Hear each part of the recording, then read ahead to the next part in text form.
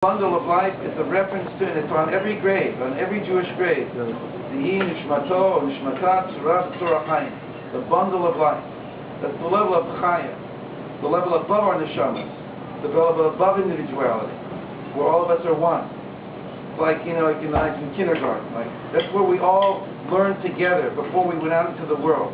Right? And that's where we return to when we come back up. But we come back after having been individuals. We come back with all the richness of our experience. When we come back together, that's what a synagogue was supposed to be. That's what a Beit HaMikdash is supposed to be. When we all left Ima, Mommy, and we come back into Mommy, but on a higher level, to get born again on a higher level. Because that's what the synagogue is all about, is to take the baby out of the ark, is to take a new level of consciousness out of the ark every day, and to hold it up, and to read it, and to be imbued with that higher level, and go back into our lives with it. We've come together in order to give up our egos, in order to get closer together than our egos will allow us to do. But then we re-put on our egos when we leave, and we go back into the world. And then we're supposed to come back each time, get stronger, and go back out into the world and get stronger. That's what's supposed to happen. Somehow that got cut off, right? And we started to get weak, and we started to lose our identity. That's called assimilation. So the time is coming now when Hashem is allowing us to start to come together. That's called the ingathering of the soul. That's part of the messianic process, is the ingathering of the soul. It happens spiritually and physically. And that is in order to get closer to our Yechidah. Because we need that as the middle stage to become connected to each other in order to be able to see God in each other's eyes, in each other's hearts, in order that we can know that it's even in me. Again, I can't know it's in myself. It's almost impossible. I need it to be in relationships with others.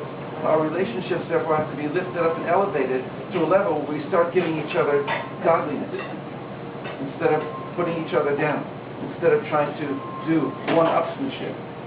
On the contrary, here we're giving each other life. So models have to be set up. In my experience in the last 25 years in Israel, I feel that there's a place that's needed now in Israel called the Center for Human Growth, or the Torah Center for Human Growth, where Torah is going to be now no longer dissociated from human growth, but that human growth is enhanced by Torah, as it was supposed to be, so we can come to the level of being the godly beings that we truly are. And it's not anything that obviously I can do alone. It's a vision that I see that's really necessary, and I want to be part of it. It's not that I'm going to run this school. I don't consider myself on that level. But I know people who want this, and they're doing the work, and that there are more and more people who are going to be able to partake of this. And I'm just sharing it with you because I really believe that this is what's happening. It's just that I want to play an active part in it. I want you to also. So it's getting together and giving life to each other with the teachings of Torah. That is going to allow us to become the vehicle or the vessel, the Merkabah, the chariot in this world for the godly life, for the Yechidah. The truth is, the Ari says that nobody has ever had Yechidah. Moshe got to the level of Chaya. And Mashiach will be the only one, the first one. When he gets Yechidah, it'll be like a crown on his head. It'll come down and anoint him. And then all of us will get it. He'll be a lightning rod for all of mankind.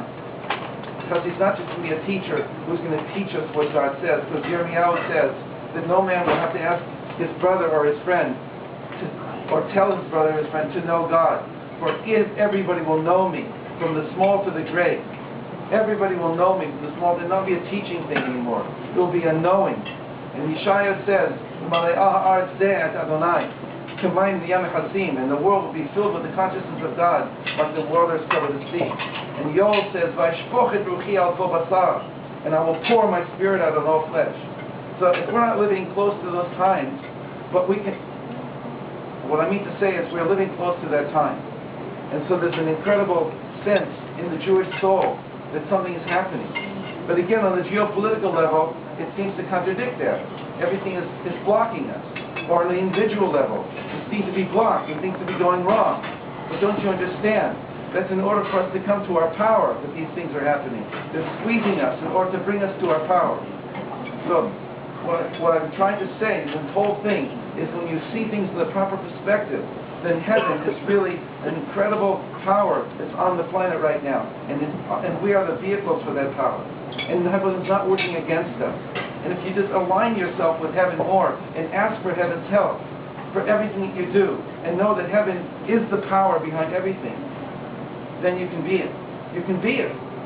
In the Mishkan, it says, in the Zohar, it explains that the people, the Yehudim, the Jews, the men and the women who made the vessels in the Mishkan, they had a shiur every morning from Moshe and from B'Tzalel.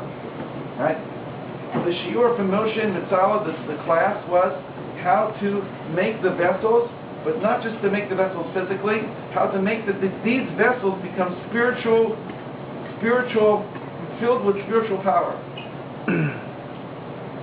And basically, to jump to the chase, or whatever the expression is that they waited until Ruach HaKodesh came into them, and then came into their hands, and they started to work.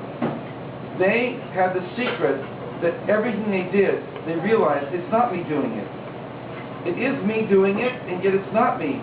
There's something moving me. There's something allowing me to do this. That's the perfection of man and God. That's what the Mishkan is. It's me doing it, but I'm not doing it. It's Him doing it. And yet He wants me to do it. It has to be a paradox. Because in Judaism, it's always 100-100. It's totally God and it's totally us. If you go to Greece, it's all man and no God. If you go to India, it's all God and no man. Israel is in the Middle East. We're in the middle and slightly to the east. We're in the middle because we hold that it's totally man and totally God, but slightly to the east. We eat meat, but we don't eat McDonald's, and we don't not eat meat. We eat meat, but it's slightly to the east. We have sex, but it's not sex like here. Really, it's not like here. On the streets here, what you see on the streets, what you see, what kids are being exposed to. And it's not like you don't have sex. You have holy sex, right? It's in the middle, slightly to the east. So, we have to build ourselves up that we want to become the Jewish people that we are capable of being. I'll stop now for a minute and have some tea. We could. No, I don't need to eat, but I want to know tea. what. Oh, tea, right. Hot tea. I want to know what we can do at 11 o'clock that would be good for everybody. Want to go to 11:30? You want to stop now? You want to sing another song? Want me to talk some more? I'm yours. Start finishing. You